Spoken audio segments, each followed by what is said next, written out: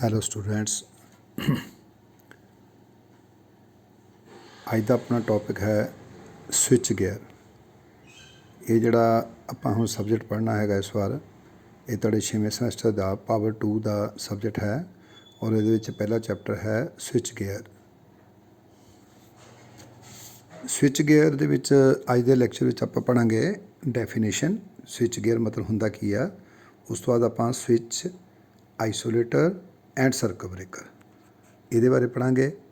ਤਾਂ ਉਸ ਤੋਂ ਬਾਅਦ ਪੜ੍ਹਾਂਗੇ ਆਪਾਂ operating principal of A circuit breaker, ਕਿ ਸਰਕਟ ਬ੍ਰੇਕਰ ਜਿਹੜੇ ਹੁੰਦੇ ਆ ਉਹ ਕਿਸ ਪ੍ਰਿੰਸੀਪਲ 'ਤੇ ਓਪਰੇਟ ਕਰਦੇ ਹੈਗੇ ਆ, ਉਹ ਪੜ੍ਹਾਂਗੇ। ਅਤੇ ਸਰਕਟ ਬ੍ਰੇਕਰ ਦੇ ਵਿੱਚ ਜਦੋਂ ਸਰਕਟ ਬ੍ਰੇਕ ਹੁੰਦਾ ਆ ਤਾਂ ਕੰਟੈਕਟਸ ਦੇ ਵਿੱਚ ਆਰਕ ਪ੍ਰੋਡਿਊਸ ਹੁੰਦੀ ਆ।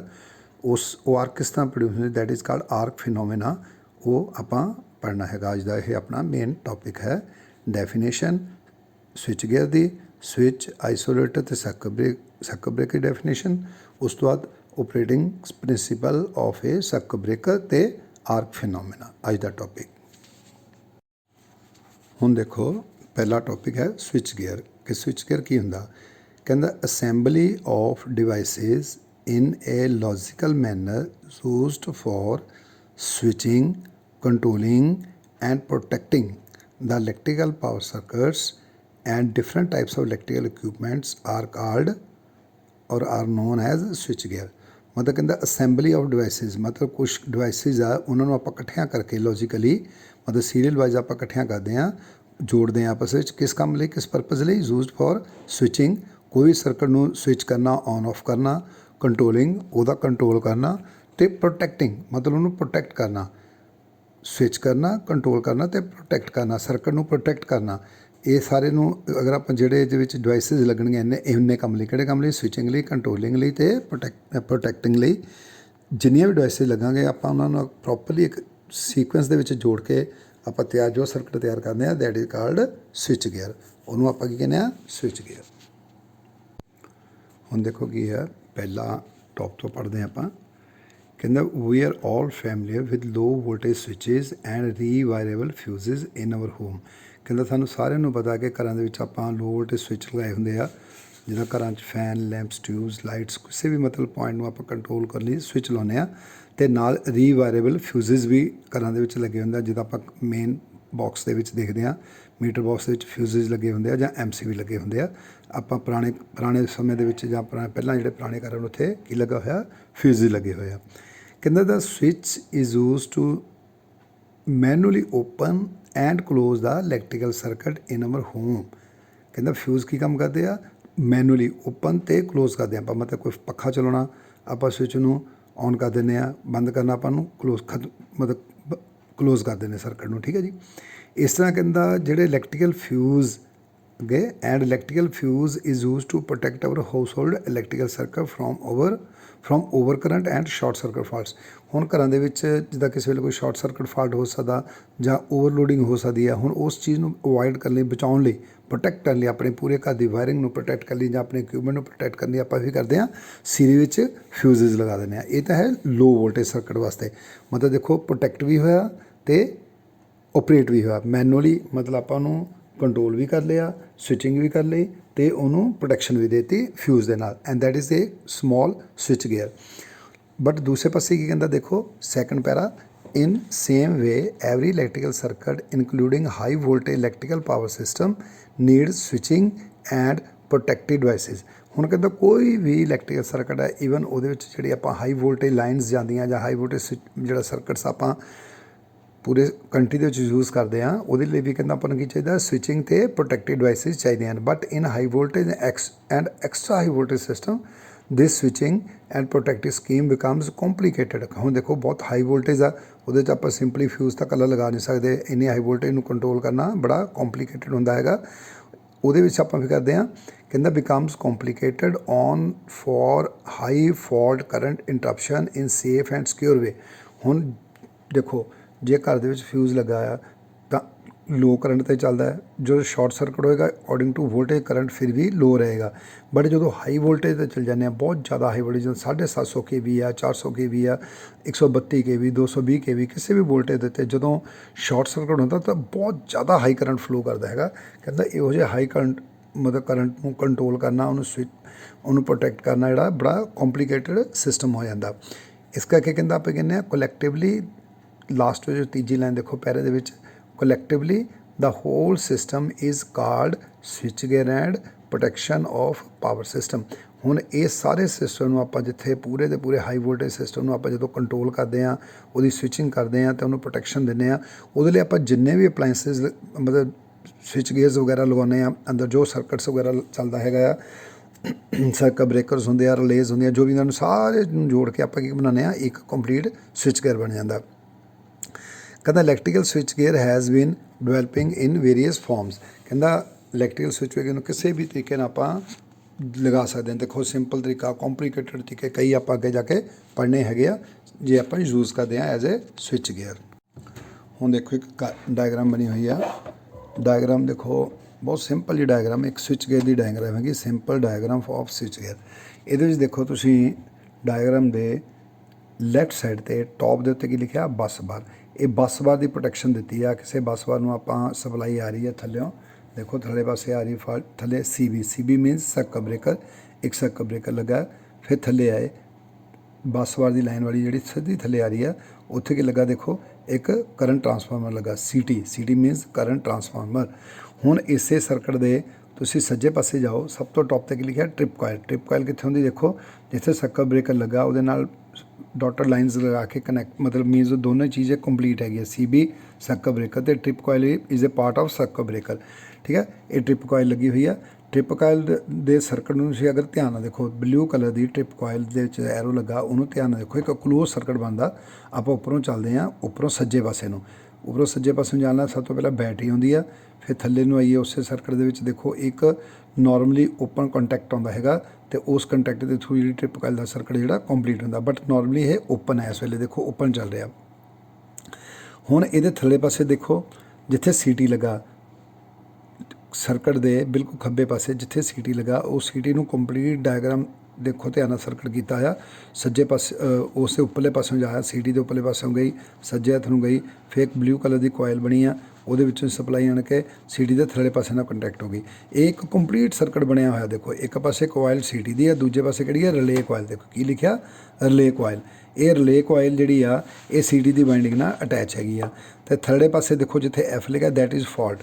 ਹੁਣ ਨੋਰਮਲ ਕੰਡੀਸ਼ਨ ਦੇ ਵਿੱਚ ਤੁਸੀਂ ਡਾਇਗਰਾਮ ਨੂੰ ਧਿਆਨ ਨਾਲ ਦੇਖੋ, ਬੱਸ ਬਾਰ, ਸਰਕਟ ਬ੍ਰੇਕਰ, CT, ਦੂਜੇ ਪਾਸੇ ਟ੍ਰਿਪ ਕੋਇਲ ਦਾ ਸਰਕਟ ਜਿਹੜਾ ਆਪਾਂ ਕੰਪਲੀਟ ਕਰਦੇ ਹਾਂ ਬੈਟਰੀ ਦੇ ਨਾਲ, ਤਾਂ ਉਹਨੂੰ ਕੋਈ ਕੰਪਲੀਟ ਕਰਨ ਲਈ ਇੱਕ ਸਵਿਚ ਲੱਗਾ। ਬਟ ਉਹ ਸਵਿਚ ਜਿਹੜਾ ਆਟੋਮੈਟਿਕ ਹੈ, ਮੈਨੂਅਲ ਆਪਰੇਟ ਨਹੀਂ ਹੁੰਦਾ, ਆਟੋਮੈਟਿਕ ਆਪਰੇਟ ਹੈ। ਇਹਨੂੰ ਆਪਰੇਟ ਕਰਨ ਲਈ ਉਹਦੇ ਥੱਲੇ ਪਾਸੇ ਦੇਖੋ ਰਿਲੇ ਕੋਇਲ ਲੱਗੀ ਆ। ਇਹ ਰਿਲੇ ਕੋਇਲ ਜਿਹੜੀ ਆ ਇਹ ਡਾਇਰੈਕਟ ਇਹ ਨਾਲ ਜੁੜੀ ਹੋਈ ਆ CT ਨਾਲ। ਹੁਣ ਦੇਖੋ ਨੋਰਮਲ ਕੰਡੀਸ਼ਨ ਦੇ ਵਿੱਚ CT ਵਿੱਚ ਨੋਰਮਲ ਕਰੰਟ ਫਲੋ ਕਰਦਾ ਪਿਆ, ਨੋਰਮਲ ਕਰੰਟ ਜੋ ਵੀ ਸਾਡਾ ਆਪਾਂ ਕਰੰਟ ਨੂੰ ਮੰਨ ਕੇ ਚੱਲਦੇ ਹਾਂ ਉਹ ਕਰੰਟ ਚੱਲ ਰਿਹਾ। ਬਟ ਜਦੋਂ ਫਾਲਟ ਕਰੰਟ ਪੈਂਦਾ ਹੈਗਾ ਅਤੇ CT ਦੇ ਵਿੱਚੋਂ ਫਾਲਟ ਦੇਖੋ, ਫਾਲਟ ਕਿਤੇ F, ਬੱਸ ਬਾਰ ਉੱਪਰ ਥੱਲੇ F, ਫਾਲਟ ਪੈ ਗਿਆ। ਜਦੋਂ ਫਾਲਟ ਪਏਗਾ ਤਾਂ ਬਹੁਤ ਹੈਵੀ ਕਰੰਟ ਜਿਹੜਾ ਇਸ ਸਰਕਟ ਦੇ ਵਿੱਚੋਂ ਫਲੋ ਕਰੇਗਾ। ਹੁਣ ਜਦੋਂ ਸਰਕਟ ਦੇ ਵਿੱਚੋਂ ਫਲੋ ਕਰੇਗਾ ਤਾਂ CT ਵਿੱਚੋਂ ਵੀ ਜਿਹੜਾ ਨੋਰਮਲ ਕਰੰਟ ਨਾਲੋਂ ਜ਼ਿਆਦਾ ਕਰੰਟ ਜਿਹੜਾ ਉਹ ਫਲੋ ਕਰੂਗਾ।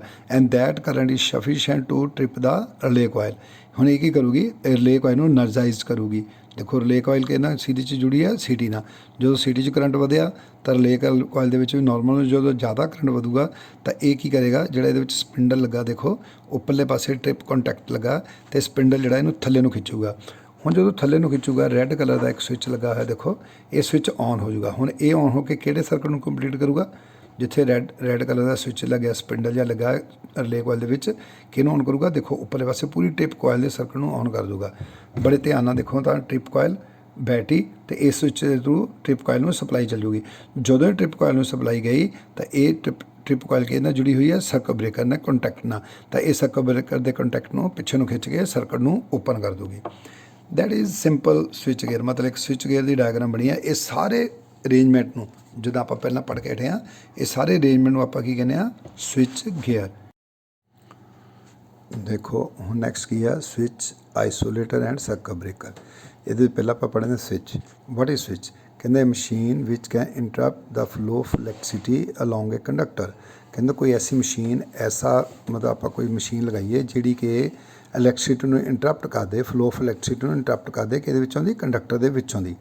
ਠੀਕ ਹੈ, ਯੂਜ਼ਲੀ ਮੈਨੂਅਲੀ ਓਪਰੇਟਡ ਓਨਲੀ ਕਹਿੰਦਾ ਔਨ ਮਤਲਬ ਇਹ ਮੈਨੂਅਲੀ ਆਪਰੇਟ ਕੀਤਾ ਜਾਂਦਾ। ਜਿਹੜੀ ਵੀ ਮਸ਼ੀਨ ਆਪਾਂ ਲਗਾਉਂਦੇ ਹਾਂ ਕਹਿੰਦਾ ਕੰਡਕਟਰ ਦੇ ਵਿੱਚੋਂ ਦੀ ਕਰੰਟ ਨੂੰ ਇੰਟਰਪਟ ਕਰਨ ਲਈ ਉਹਨੂੰ ਆਪਾਂ ਮੈਨੂਅਲੀ ਆਪਰੇਟ ਕਰ ਸਕਦੇ ਹਾਂ। ਮਤਲਬ ਇਹ ਕੀ ਚੀਜ਼ ਹੈ, ਸਿੰਪਲੀ ਸਵਿਚ ਹੈ ਜਿਹੜਾ ਘਰਾਂ ਦੇ ਵਿੱਚ ਆਪਾਂ ਲਗਾਉਂਦੇ ਹਾਂ। ਇੱਕ ਕੰਡਕਟਰ ਨੂੰ ਕੱਟ ਸਵਿਚ ਦੇ ਦੇਖੋ ਦੋ ਟਰਮੀਨਲਸ ਹੁੰਦੇ ਨਾ, ਇੱਕ ਪਾਸੇ ਆਪੇ ਇਨਕਮਿੰਗ ਲਾਉਂਦੇ, ਦੂਜੇ ਪਾਸੇ ਆਊਟਗੋਇੰਗ ਲਾਉਂਦੇ ਆ। ਤਾਂ ਸਵਿਚ ਨੂੰ ਜਦੋਂ ਆਪਾਂ ਮੈਨੂਅਲੀ ਆਪਰੇਟ ਕਰਦੇ ਹਾਂ, ਜਦੋਂ ਔਨ ਕਰਦੇ ਹਾਂ ਤਾਂ ਫੈਨ ਜਾਂ ਲਾਈਟ ਜਿੱਥੇ ਵੀ ਸਵਿਚ ਲਗਾਓ ਉਹ ਚੀਜ਼ ਚੱਲ ਪੈਂਦੀ ਆ। ਤਾਂ ਜਦੋਂ ਉਹਨੂੰ ਦੂਜੇ ਪਾਸੇ ਨੂੰ ਆਪਰੇਟ ਕਰਦੇ ਹਾਂ ਉਹ ਬੰਦ ਹੋ ਜਾਂਦੀ ਆ। ਕਹਿੰਦਾ often incorporates provision to place fuses in the control circuit. ਹੁਣ ਜੇ ਇਹਨੂੰ ਆਪਾਂ ਕੰਟਰੋਲ ਸਰਕਟ ਬਣਾਉਣਾ ਹੋਵੇ, ਪ੍ਰੋਟੈਕਸ਼ਨ ਦੇਣੀ ਹੋਵੇ ਤਾਂ ਫਿਊਜ਼ ਵਗੈਰਾ ਅਕਸਰ ਆਪਾਂ ਵਿੱਚ ਸਰਕਟ ਦੇ ਲਗਾ ਦਿੰਦੇ ਹਾਂ। And may be spring assisted to open rapidly. ਅਕਸਰ ਕਹਿੰਦਾ ਜਿਹੜਾ ਸਵਿਚ ਹੈਗਾ ਆ ਇਹ ਸਪਰਿੰਗ ਅਸਿਸਟਡ ਹੁੰਦਾ, ਮਤਲਬ ਇਹਦੇ ਵਿੱਚ ਛੋਟਾ ਘਰ ਦਾ ਜਿਹੜਾ ਸਵਿਚ ਸਿੰਪਲੀ ਸਵਿਚ ਵੀ ਘਰ 'ਚ ਲੱਗਾ ਹੁੰਦਾ, ਤੁਸੀਂ ਅਗਰ ਉਹਨੂੰ ਖੋਲ੍ਹੋ ਕਿਸੇ ਤਰੀਕੇ ਨਾਲ, ਪਿੱਛੇ ਨਟ ਲੱਗੇ ਹੁੰਦੇ ਆ, ਪੂਰਾ ਖੋਲ੍ਹ ਕੇ ਉਹਨੂੰ ਵਿੱਚੋਂ ਖੋਲ੍ਹੋ ਤਾਂ ਇੱਕ ਛੋਟਾ ਜਿਹਾ ਸਪਰਿੰਗ ਹੁੰਦਾ। ਕਹਿੰਦਾ ਇਹ ਸਪਰਿੰਗ ਓਪਰੇਟਡ ਹੁੰਦੇ ਹੈਗੇ ਤਾਂ ਕਿ ਉਹ ਜਿਹੜਾ ਉਹ ਆਰਾਮ ਨਾਲ ਆਪਾਂ ਨੂੰ ਆਪਰੇਟ ਕਰ ਸਕੀਏ ਅਤੇ ਕਰੰਟ ਜਿਹੜਾ ਉਹ ਜਲਦੀ ਇੰਟਰਪਟ ਹੋਵੇ ਤਾਂ ਕਿ ਕੋਂਟੈਕਟਸ ਦੋਨੋਂ ਇਹ ਰੈਪਿਡਲੀ ਓਪਨ ਹੋ ਜਾਣ। ਕਹਿੰਦਾ it can not interrupt the fault current. ਪਰ ਜਿਹੜੇ ਸਵਿਚ ਹੁੰਦੇ ਆ ਇਹ ਫਾਲਟ ਕਰੰਟ ਨੂੰ ਆਪਰੇਟ ਨਹੀਂ ਕਰਦੇ, ਮਤਲਬ ਇਹ ਸਰਕਟ ਨੂੰ ਪ੍ਰੋਟੈਕਟ ਨਹੀਂ ਕਰਦੇ, ਸਿਰਫ ਔਨ ਆਫ ਲਈ ਆਪਾਂ ਯੂਜ਼ ਕਰਦੇ ਹਾਂ। ਔਨ ਲੋਡ ਔਰ ਆਫ ਲੋਡ, ਇਹ ਔਨ ਲੋਡ ਵੀ ਚਲਾਇਆ ਜਾ ਸਕਦਾ ਸਵਿਚ ਅਤੇ ਆਫ ਲੋਡ 'ਤੇ ਵੀ ਚਲਾਇਆ ਸਕਦਾ, ਬਟ ਇਹ ਫਾਲਟ ਕਰੰਟ ਦੇ ਵਿੱਚ ਆਪਰੇਟ ਨਹੀਂ ਹੁੰਦਾ ਜਾਂ ਫਾਲਟ ਕਰੰਟ ਨੂੰ ਇੰਟਰਪਟ ਨਹੀਂ ਕਰਦਾ ਜਿਹੜਾ ਸਿੰਪਲ ਸਵਿਚ ਹੁੰਦਾ।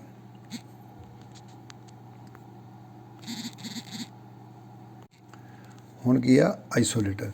ਕਹਿੰਦਾ ਆਈਸੋਲੇਟਰ ਕੀ ਆ, ਇਹ switch which must be manually operated and which can be locked in the off position.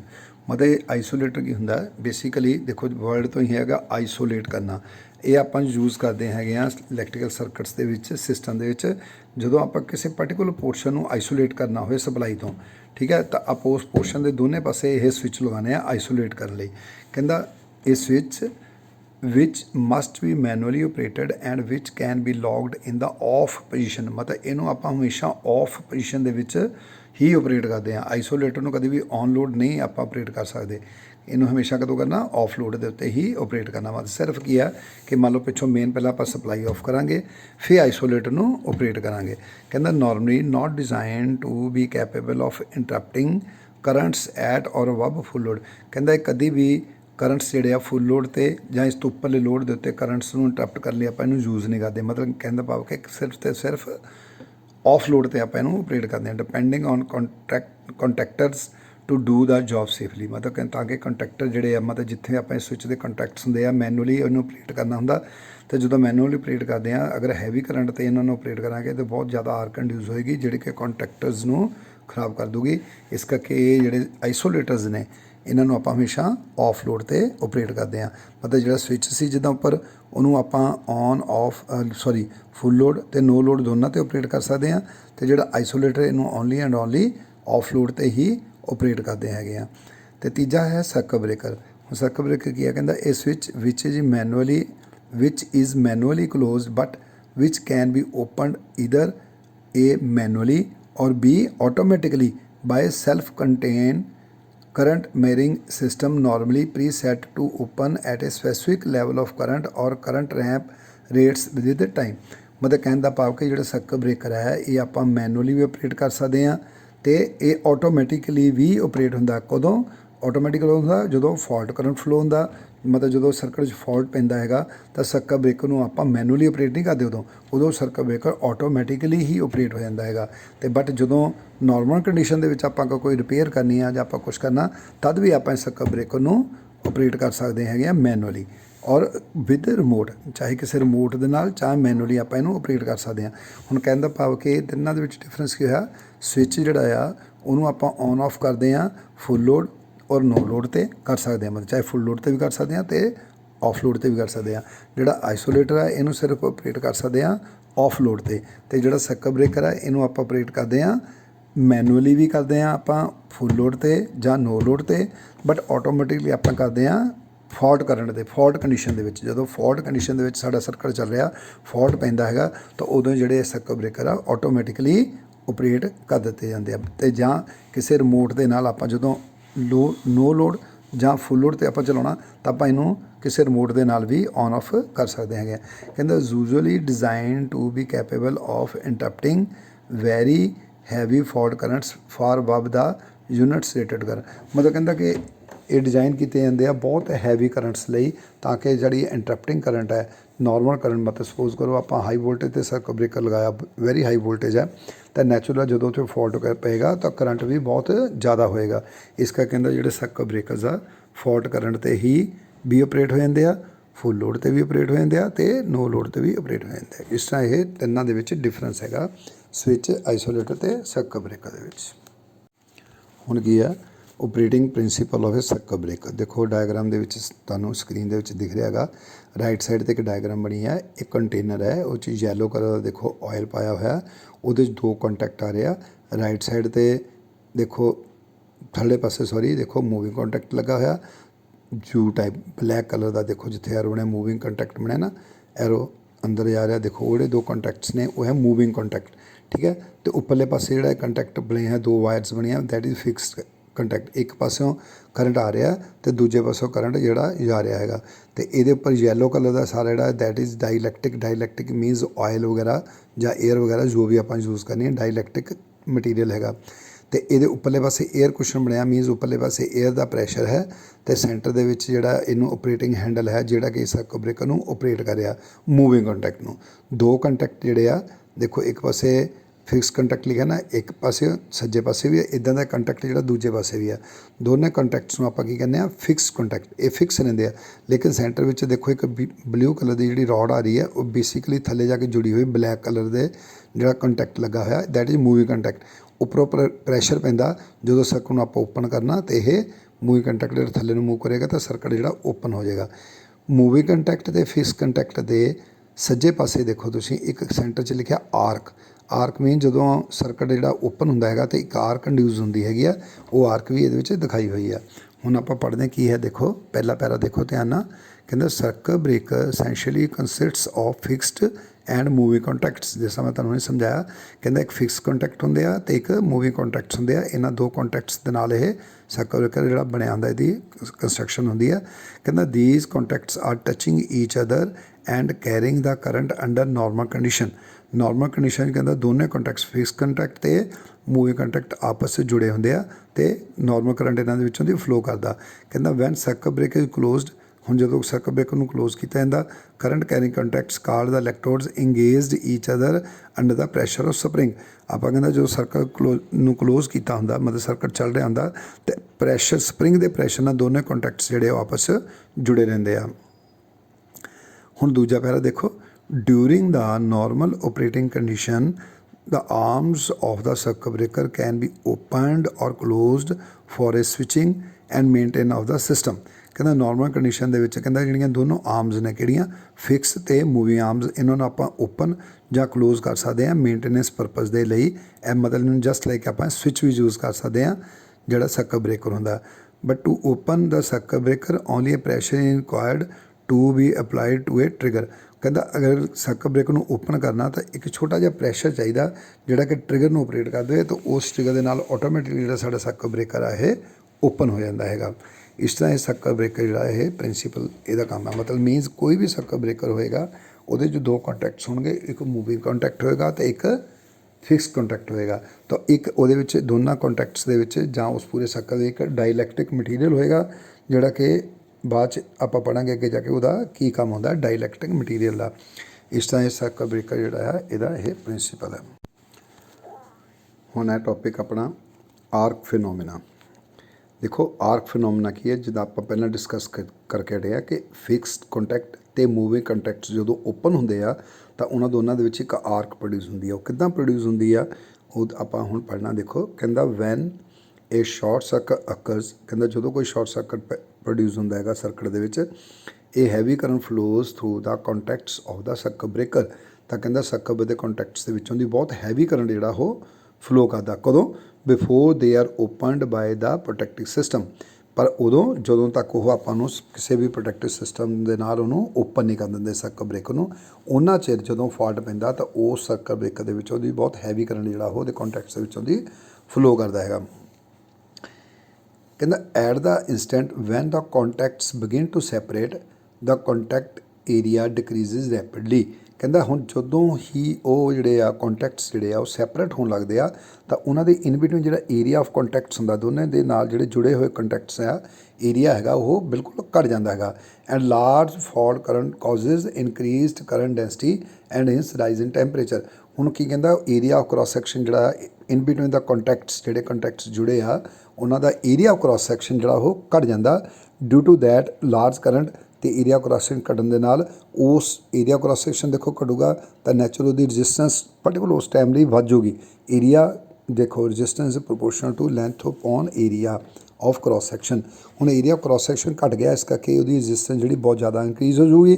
ਹੁਣ ਰਜਿਸਟੈਂਸ ਜ਼ਿਆਦਾ ਇਨਕਰੀਜ਼ ਹੋਈ ਪਈ ਆ ਕੰਟੈਕਟਸ ਦੇ ਇਨ ਬਿਟਵੀਨ ਤਾਂ ਕਰੰਟ ਜ਼ਿਆਦਾ ਫਲੋ ਕਰਿਆ ਰਜਿਸਟੈਂਸ ਵੀ ਜ਼ਿਆਦਾ ਅਤੇ ਕਰੰਟ ਵੀ ਬਹੁਤ ਜ਼ਿਆਦਾ ਅਤੇ ਇਸ ਕਰਕੇ ਜਿਹੜੇ ਲੋਸਿਸ ਜਿਹੜੇ ਹੋਣਗੇ ਉਹ ਲੋਸਿਸ ਕਿਹੜੇ ਲੋਸਿਸ ਹੋਣਗੇ ਹੀਟ ਲੋਸਿਸ ਅਤੇ ਉਹ ਜਿਹੜੇ ਲੋਸਿਸ ਕੀ ਕਰਨਗੇ ਹਿੰਸ ਰਾਈਜ਼ ਇਨ ਟੈਂਪਰੇਚਰ ਅਤੇ ਉਸ ਪਾਰਟੀਕੂਲਰ ਪੋਰਸ਼ਨ ਦਾ ਜਿੱਥੇ ਕੰਟੈਕਟਸ ਜੁੜੇ ਹੋਏ ਆ ਬਟ ਆਪਾਂ ਉਹਨਾਂ ਨੂੰ ਸੈਪਰੇਟ ਕਰਨ ਦੀ ਕੋਸ਼ਿਸ਼ ਕਰ ਰਹੇ ਹਾਂ ਉਸ ਪਾਰਟੀਕੂਲਰ ਟਾਈਮ ਦੇ ਲਈ ਉਹਦੇ ਵਿੱਚ ਬਹੁਤ ਜ਼ਿਆਦਾ ਟੈਂਪਰੇਚਰ ਜਿਹੜਾ ਹਾਈ ਟੈਂਪਰੇਚਰ ਹੈ ਉਹ ਪ੍ਰੋਡਿਊਸ ਹੋ ਜਾਏਗਾ। ਹੁਣ ਕੀ ਹੋਏਗਾ ਦੇਖੋ ਅਗਲੀ ਲਾਈਨ ਪੜ੍ਹਦੇ ਹਾਂ ਕਹਿੰਦਾ the heat produced in the medium between contacts usually the medium is oil or ਕਹਿੰਦਾ ਜਿਹੜਾ ਮੀਡੀਅਮ ਆਪਾਂ ਯੂਜ਼ ਕਰਦੇ ਹਾਂ ਜਿਹੜਾ ਆਪਾਂ ਡਾਈਲੈਕਟ੍ਰਿਕ ਆਪਾਂ ਪਹਿਲਾਂ ਪੜ੍ਹਿਆ ਸੀ ਮਟੀਰੀਅਲ ਕੀ ਹੁੰਦਾ ਜਾਂ ਆਇਲ ਹੁੰਦਾ ਜਾਂ ਏਅਰ ਹੁੰਦੀ ਆ। ਕਹਿੰਦਾ heat produce in the medium between contacts usually medium is oil ਔਰ ਏਅਰ ਇਜ਼ ਸਫੀਸ਼ੈਂਟ। ਹੁਣ ਕਹਿੰਦਾ ਜਿੰਨੀ ਕੁ ਹੀਟ ਪੈਦਾ ਹੋਈ ਜਿੰਨੀ ਵੀ ਹੀਟ ਪੈਦਾ ਹੋਈ ਕਹਿੰਦਾ ਉਹ sufficient to ionise the air. ਜੇ ਕਹਿੰਦਾ ਉਹਦੇ ਵਿੱਚ ਏਅਰ ਆ ਤਾਂ ਡਾਇਰੈਕਟ ਆਇਓਨਾਈਜ਼ ਹੋ ਜਾਏਗੀ ਔਰ ਵੈਪਰਾਈਜ਼ ਐਂਡ ਆਇਓਨਾਈਜ਼ ਦਾ ਆਇਲ। ਅਗਰ ਕਹਿੰਦਾ ਉਹ ਆਇਲ ਆ ਤਾਂ ਪਹਿਲਾਂ ਵੇਪਰਸ ਬਣਨਗੇ ਫਿਰ ਉਹਨਾਂ ਦੇ ਆਇਨਸ ਬਣ ਗਏ ਉਸ ਪਾਰਟੀਕੂਲਰ ਹੀਟ ਨਾਲ।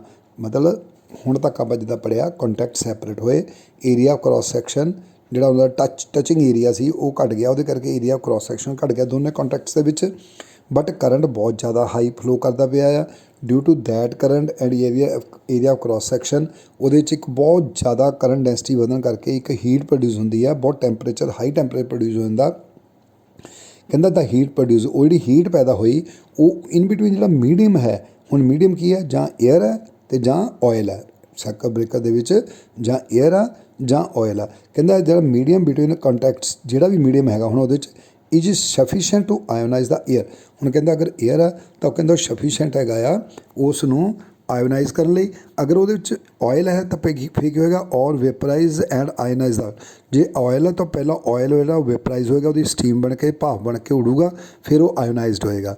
ਹੁਣ ਕਹਿੰਦਾ ਇਸ ਤੋਂ ਬਾਅਦ ਕੀ ਕਹਿੰਦਾ ਦੇਖੋ ਦਾ ionised air or vapour acts as conductor. ਹੁਣ ਜਿਹੜੇ ਕੋਈ ਵੀ ਏਅਰ ਹੈ ਕੋਈ ਵੀ ਮੀਡੀਅਮ ਆ ਡਾਈਲੈਕਟ੍ਰਿਕ ਮੀਡੀਅਮ ਜਿਹੜਾ ਅਗਰ ਉਹ ਆਇਓਨਾਈਜ਼ਡ ਕਰ ਦਈਏ ਆਪਾਂ ਨੂੰ ਉਹਦੇ ਆਇਨਸ ਬਣ ਜਾਣ ਤਾਂ ਉਹ ਕੰਡਕਟਿੰਗ ਮਟੀਰੀਅਲ ਬਣ ਜਾਂਦਾ। ਕਹਿੰਦਾ the ionised air or vapour acts as conductor. ਹੁਣ ਇੱਕ ਕੰਡਕਟਰ ਬਣ ਗਿਆ and an arc is stuck between the contacts. ਦੇਖੋ ਆਪਣੀ ਕੋਸ਼ਿਸ਼ ਸੀ ਕੰਟੈਕਟਸ ਨੂੰ ਸੈਪਰੇਟ ਕਰਨ ਦੀ ਫਿਕਸ ਕੰਟੈਕਟ ਅਤੇ ਮੂਵਿੰਗ ਕੰਟੈਕਟ ਨੂੰ ਸੈਪਰੇਟ ਕਰਨਾ ਸੀ ਆਪਾਂ ਇਹ ਸਾਡੀ ਕੋਸ਼ਿਸ਼ ਸੀ ਕਿਉਂਕਿ ਫਾਲਟ ਪੈ ਗਿਆ ਹੋਇਆ ਬਟ ਸਾਡੇ ਸਿਸਟਮ ਦੇ ਵਿੱਚ ਇੱਦਾਂ ਦਾ ਸਿਸਟਮ ਬਣ ਗਿਆ ਕਿ ਜਦੋਂ ਆਪਾਂ ਉਹਨਾਂ ਨੂੰ ਅਲੱਗ-ਅਲੱਗ ਕਰਨ ਦੀ ਸੈਪਰੇਟ ਕਰਨ ਦੀ ਕੋਸ਼ਿਸ਼ ਕਰਦੇ ਹਾਂ at the moment at the particular time ਜਦੋਂ ਉਹ ਸੈਪਰੇਟ ਹੋਣ ਲੱਗਦੇ ਆ ਤਾਂ ਉਹਨਾਂ ਦੇ ਇਨ ਬਿਟਵੀਨ ਜਿਹੜਾ ਕੰਟੈਕਟ ਡਿਸਟੈਂਸ ਜਿਹੜਾ ਕੰਟੈਕਟ ਏਰੀਆ ਆ ਉਹ ਘੱਟ ਜਾਂਦਾ ਡਿਊ ਟੂ ਦੈਟ ਡਿਕਰੀਜ਼ਡ ਏਰੀਆ। ਉਹ ਜਿਹੜਾ ਡਿਕਰੀਜ਼ਡ ਏਰੀਆ ਹੋਇਆ ਘੱਟ ਗਿਆ ਕੰਟੈਕਟਸ ਵਿੱਚ ਉਸ ਏਰੀਏ ਕਰਕੇ ਉਹਦੀ ਰੈਜ਼ਿਸਟੈਂਸ ਹਾਈ ਹੋ ਗਈ ਉਸ ਪਾਰਟੀਕੂਲਰ ਏਰੀਏ ਦੀ ਪਾਰਟੀਕੂਲਰ ਪੁਆਇੰਟਸ ਦੇ ਵਿੱਚ ਤਾਂ ਉਹਦੇ ਵਿੱਚੋਂ ਕਰੰਟ ਜ਼ਿਆਦਾ ਫਲੋ ਕਰਿਆ। ਦੇਖੋ ਰੈਜ਼ਿਸਟੈਂਸ ਵੀ ਜ਼ਿਆਦਾ ਹੋ ਗਈ ਕਰੰਟ ਬਹੁਤ ਜ਼ਿਆਦਾ ਫਲੋ ਕਰਿਆ ਆਈ ਸਕੇਅਰ ਆਰ ਲੋਸਿਸ ਹੋਣੇ ਸ਼ੁਰੂ ਹੋਏ ਦੈਟ ਲੋਸਿਸ ਆਰ ਹੀਟ ਲੋਸਿਸ। ਅਤੇ ਇਸ ਕਰਕੇ ਕਹਿੰਦਾ ਕੰਟੈਕਟਸ ਦੇ ਇਨ ਬਿਟਵੀਨ ਜਿਹੜਾ ਪੋਰਸ਼ਨ ਹੈ ਉਹਦੇ ਆਲੇ ਦੁਆਲੇ ਜਿਹੜਾ ਟੈਂਪਰੇਚਰ ਜਿਹੜਾ ਉਹ ਬਹੁਤ ਜ਼ਿਆਦਾ ਹਾਈ ਹੋ ਜਾਊਗਾ। ਹੁਣ ਦੇਖੋ ਹਜੇ ਕੰਟੈਕਟ ਸੈਪਰੇਟ ਨਹੀਂ ਹੋਏ ਸੈਪਰੇਟ ਹੋਣ ਦੀ ਕੋਸ਼ਿਸ਼ ਕਰਦੇ ਆ ਪਰ ਫਿਰ ਜਦੋਂ ਹੀ ਜਸਟ ਲਾਈਕ ਸੈਪਰੇਟ ਹੋਈ ਆ ਉਸੇ ਵੇਲੇ ਉਹਦੇ 'ਚ ਕੀ ਹੁੰਦਾ ਹੀਟ ਪ੍ਰੋਡਿਊਸਡ ਇਨ ਦਾ ਮੀਡੀਅਮ ਬਿਟਵੀਨ ਕੰਟੈਕਟਸ। ਹੁਣ ਹੀਟ ਪ੍ਰੋਡਿਊਸ ਹੋਈ ਉਸ ਹੀਟ ਨੇ ਕੀ ਕੀਤਾ ਜਿਹੜਾ ਪਾਰਟੀਕੂਲਰ ਅੰਦਰ ਡਾਈਲੈਕਟ੍ਰਿਕ ਮਟੀਰੀਅਲ ਸੀ ਉਹਨੂੰ ਆਇਓਨਾਈਜ਼ਡ ਕੀਤਾ ਜਾਂ ਵੇਪਰਾਈਜ਼ ਕਰਕੇ ਆਇਓਨਾਈਜ਼ ਕੀਤਾ। ਹੁਣ ਜਿਹੜਾ ਜਦੋਂ ਉਹ area in between the contacts ਦੇ ਵਿੱਚ ਸਰਫੇਸ ਦੇ ਵਿੱਚ ਜਿਹੜਾ ਏਰੀਆ ਸੀ ਜਿਹੜਾ ਡਾਈਲੈਕਟ੍ਰਿਕ ਸਟਰੈਂਥ ਵਾਲਾ ਜੋ ਵੀ ਮਟੀਰੀਅਲ ਸੀ ਚਾਹੇ ਏਅਰ ਸੀ ਚਾਹੇ ਆਇਲ ਸੀ ਉਹ ਆਇਓਨਾਈਜ਼ਡ ਹੋ ਗਿਆ।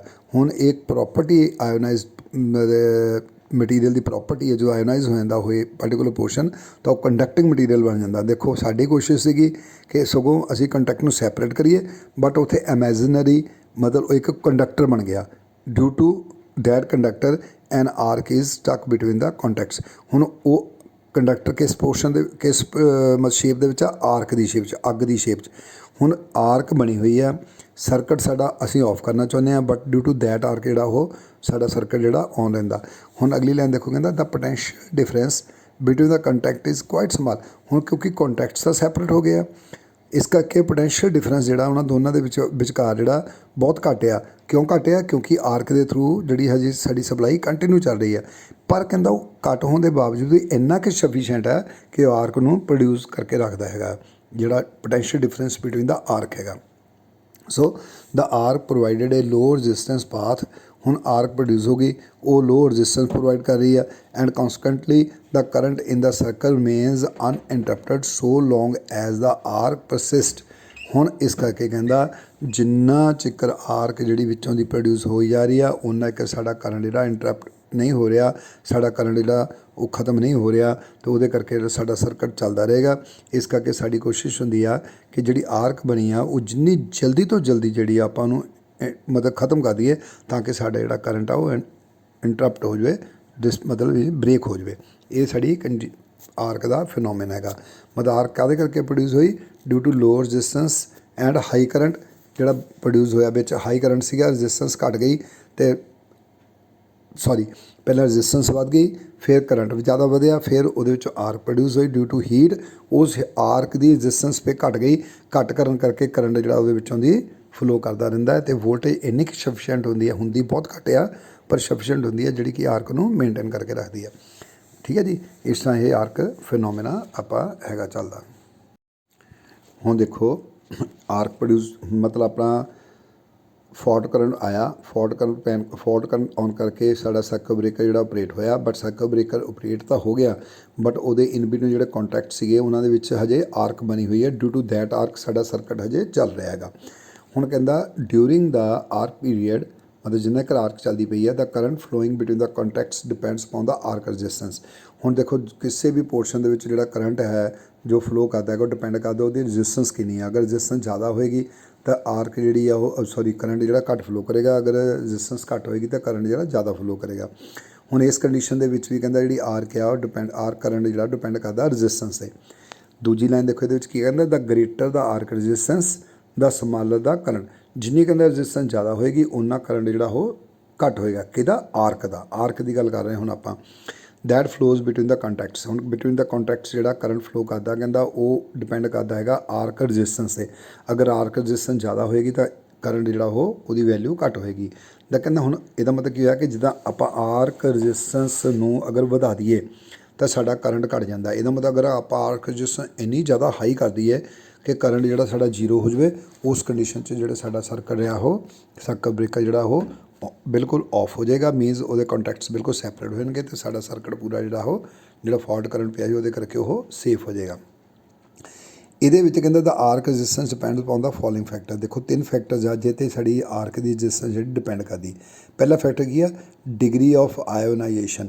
ਹੁਣ ਦੇਖੋ ਕਹਿੰਦਾ the arc resistance increases with the decrease in number of ionised particles between the contacts. ਕਹਿੰਦਾ ਆਰਕ ਰਜਿਸਟੈਂਸ ਇਨਕਰੀਜ਼ ਕਰੂਗੀ, ਜ਼ਿਆਦਾ ਵਧੂਗੀ ਕਦੋਂ? With the decrease in the number of ionise. ਦੇਖੋ ਪੋਰਸ਼ਨ ਆਇਓਨਾਈਜ਼ਡ ਹੋਇਆ, ਉਹਦੇ ਕਰਕੇ ਕੰਡਕਟਰ ਜਿਹੜਾ ਮਟੀਰੀਅਲ ਬਣ ਗਿਆ ਸਾਡਾ, ਜਿਹੜਾ ਡਾਇਲੈਕਟ੍ਰਿਕ ਸਟਰੈਂਥ ਵਾਲਾ ਮਟੀਰੀਅਲ ਸੀ ਉਹ ਉਲਟਾ ਆਇਓਨਾਈਜੇਸ਼ਨ ਕਰਕੇ ਕੰਡਕਟਰ ਬਣ ਗਿਆ। ਹੁਣ ਅਗਰ ਆਪਾਂ ਜਿਹੜੇ ਆਇਓਨਾਈਜ਼ਡ ਜਿਹੜੇ ਪਾਰਟੀਕੂਲਰਸ ਆ, ਅਗਰ ਉਹਨਾਂ ਨੂੰ ਘਟਾ ਦਈਏ, ਉਹਨਾਂ ਨੂੰ ਖ਼ਤਮ ਕਰ ਦਈਏ ਕਿਸੇ ਤਰੀਕੇ ਨਾਲ, ਮਤਲਬ ਕੋਈ ਵੀ ਮੈਥਡ ਯੂਜ਼ ਕਰਕੇ, ਅਗਰ ਉਹ ਆਇਓਨਾਈਜੇਸ਼ਨ ਪੋਰਸ਼ਨ ਵਿੱਚੋਂ ਦੀ ਆਪਾਂ ਘਟਾ ਦਈਏ ਤਾਂ ਨੈਚੁਰਲ ਉਸ ਪੋਰਸ਼ਨ ਦੀ ਰਜਿਸਟੈਂਸ ਜਿਹੜੀ ਉਹ ਹਾਈ ਹੋ ਜਾਏਗੀ, ਤਾਂ ਆਰਕ ਕਰੰਟ ਆਟੋਮੈਟਿਕਲੀ ਘੱਟ ਜਾਏਗਾ ਔਰ ਹੌਲੀ ਹੌਲੀ ਆਰਕ ਜਿਹੜੀ ਖਤਮ ਹੋ ਜਾਏਗੀ। ਇੱਕ ਤਾਂ ਇਹ ਤਰੀਕਾ ਹੈ। ਦੂਜਾ ਕਹਿੰਦਾ ਲੈਂਥ ਦਾ ਆਰਕ। ਜਿੱਦਾਂ ਦੇਖੋ ਤੁਹਾਨੂੰ ਮੈਂ ਪਹਿਲਾਂ ਦੱਸਿਆ ਸੀ ਰਜਿਸਟੈਂਸ ਕਿਤੇ ਡਿਪੈਂਡ ਕਰਦੀ ਹੈ, is proportional to L upon A. A area of cross section, ਅਤੇ ਐਲ ਕੀ ਹੈ? ਲੈਂਥ ਆਫ ਪਾਰਟੀਕੂਲਰ ਏਰੀਆ, ਉਸ ਜਗ੍ਹਾ ਦੀ ਜਿੰਨੀ ਲੈਂਥ ਹੈ। ਹੁਣ ਕਹਿੰਦਾ arc resistance ਇਨਕਰੀਜ਼ਿਜ਼ the length of arc. ਹੁਣ ਆਪਣੇ ਕੋਲ ਕੀ ਆ? ਕੰਡਕਟਰ ਕੀ ਚੀਜ਼ ਆ? ਆਰਕ। ਆਰਕ ਐਜ਼ ਏ ਕੰਡਕਟਰ ਕੰਮ ਕਰ ਰਹੀ ਆ। ਹੁਣ ਕਹਿੰਦਾ ਜਿੰਨਾ ਕਹਿੰਦਾ ਆਪਾਂ ਆਰਕ ਦੀ ਲੈਂਥ ਨੂੰ ਇਨਕਰੀਜ਼ ਕਰੀ ਜਾਵਾਂਗੇ, ਉਨਾ ਉਹਦਾ ਏਰੀਆ ਜਿਹੜਾ ਉਹ ਡਿਕਰੀਜ਼ ਕਰੇਗਾ। ਇਹ ਥਿਊਰਮ ਹੈ ਓਮਸ ਲਾ, ਕਹਿੰਦਾ ਰਜਿਸਟੈਂਸ ਲਾ ਕਹਿੰਦਾ ਲੈਂਥ ਜਿਹੜੀ ਆ ਤੇ ਏਰੀਆ ਜਿਹੜਾ ਉਹ 'ਤੇ ਡਿਪੈਂਡ ਕਰਦੀ ਸਾਡੀ ਰੈਜ਼ਿਸਟੈਂਸ। ਠੀਕ ਹੈ, ਜਿੰਨੀ ਲੈਂਥ ਜ਼ਿਆਦਾ ਹੋਏਗੀ ਉਨੀ ਰੈਜ਼ਿਸਟੈਂਸ ਜਿਹੜੀ ਜ਼ਿਆਦਾ ਹੋਏਗੀ। ਸੋ ਆਪਾਂ ਰੈਜ਼ਿਸਟੈਂਸ ਕਿਹਦੀ ਇਨਕਰੀਜ਼ ਕਰਨੀ ਆ, ਆਰਕ ਦੀ। ਇਸ ਕਰਕੇ ਆਪਾਂ ਆਰਕ ਦੀ ਲੈਂਥ ਨੂੰ ਇਨਕਰੀਜ਼ ਕਰਨ, ਦੋਨੋਂ ਕੰਟੈਕਟਸ ਨੂੰ ਮਤਲਬ ਖਿੱਚ ਕੇ ਦੂਰ ਦੂਰ ਕਰਨ ਦੀ ਕੋਸ਼ਿਸ਼ ਕਰਾਂਗੇ ਤਾਂ ਕਿ ਆਰਕ ਲੰਬੀ ਹੋ ਜਾਏ। ਤਾਂ ਆਟੋਮੈਟਿਕਲੀ ਜਦੋਂ ਆਰਕ ਦੀ ਲੈਂਥ ਵਧੇਗੀ ਤਾਂ ਉਹਦੀ ਰੈਜ਼ਿਸਟੈਂਸ ਵੀ ਵਧੇਗੀ। ਜਦੋਂ ਰੈਜ਼ਿਸਟੈਂਸ ਵਧੇਗੀ ਤਾਂ ਉਹਦਾ ਵਿੱਚੋਂ ਕਰੰਟ ਘਟੇਗਾ। ਜਦੋਂ ਕਰੰਟ ਘਟੇਗਾ ਤਾਂ ਨੈਚੁਰਲ ਆਰਕ ਜਿਹੜੀ ਆ ਉਹ ਆਟੋਮੈਟਿਕਲੀ ਖਤਮ ਹੋ ਜਾਏਗੀ। ਤੀਜਾ, ਹੁਣ ਦੇਖੋ ਉਹਦੇ ਪ੍ਰਪੋਰਸ਼ਨਲੀ ਆ। ਤੀਜਾ ਕੀ ਹੈ, ਕ੍ਰੋਸ ਸੈਕਸ਼ਨ ਆਫ ਆਰਕ। ਹੁਣ ਜਿਹੜਾ ਆਰਕ ਦਾ ਕ੍ਰੋਸ ਸੈਕਸ਼ਨ ਏਰੀਆ, ਦੇਖੋ ਮੈਂ ਹੁਣੇ ਆਪਾਂ ਤੁਹਾਨੂੰ ਦੱਸਦਾ resistance is proportional to L upon A। ਹੁਣ ਇਹ ਕੀ ਚੀਜ਼ ਹੈ, area cross section. Area cross section ਜਿੰਨਾ ਘੱਟ ਹੋਏਗਾ ਉਨੀ ਲੈਂਥ ਜਿਹੜੀ ਰੈਜ਼ਿਸਟੈਂਸ ਆ ਉਹ ਜ਼ਿਆਦਾ ਹੋਏਗੀ, ਕਿਉਂਕਿ ਏਰੀਆ ਥੱਲੇ ਆ। R is inversely proportion to area cross section of that particular section. ਹੁਣ ਸਾਡੇ ਕੋਲ ਸੈਕਸ਼ਨ ਕੀ ਹੈ, ਆਰਕ। ਅਗਰ ਆਪਾਂ ਕਿਸੇ ਤਰੀਕੇ ਨਾਲ ਆਰਕ ਦਾ ਏਰੀਆ ਘਟਾ ਦਈਏ, ਏਰੀਆ ਮਤਲਬ ਉਹਦਾ ਜਿਹੜਾ ਸੈਂਟਰ ਵਿੱਚ ਪੋਰਸ਼ਨ ਉਹਨੂੰ ਪਤਲਾ ਕਰ ਦਈਏ ਤਾਂ ਏਰੀਆ ਘਟੇਗਾ ਤਾਂ ਉਹਦੀ ਰੈਜ਼ਿਸਟੈਂਸ ਵੱਧ ਜਾਏਗੀ। ਤਾਂ ਜਦੋਂ ਰੈਜ਼ਿਸਟੈਂਸ ਵਧੇਗੀ ਆਰਕ ਦੀ ਤਾਂ ਆਟੋਮੈਟਿਕਲੀ ਉਹਦੇ ਫਲੋ ਆਫ ਕਰੰਟ ਜਿਹੜਾ ਉਹ ਘਟ ਜਾਏਗਾ ਤਾਂ ਹੌਲੀ ਹੌਲੀ ਆਰਕ ਜਿਹੜੀ ਉਹ ਖਤਮ ਹੋ ਜਾਏਗੀ। ਇਸ ਤਰ੍ਹਾਂ ਇਹ 3 ਮੈਥਡ ਨੇ ਜਿਹਦੇ ਨਾਲ ਆਪਾਂ ਆਰਕ ਨੂੰ ਕੁਇੰਚ ਕਰ ਸਕਦੇ ਹਾਂ, ਮਤਲਬ ਖਤਮ ਕਰ ਸਕਦੇ ਹਾਂ।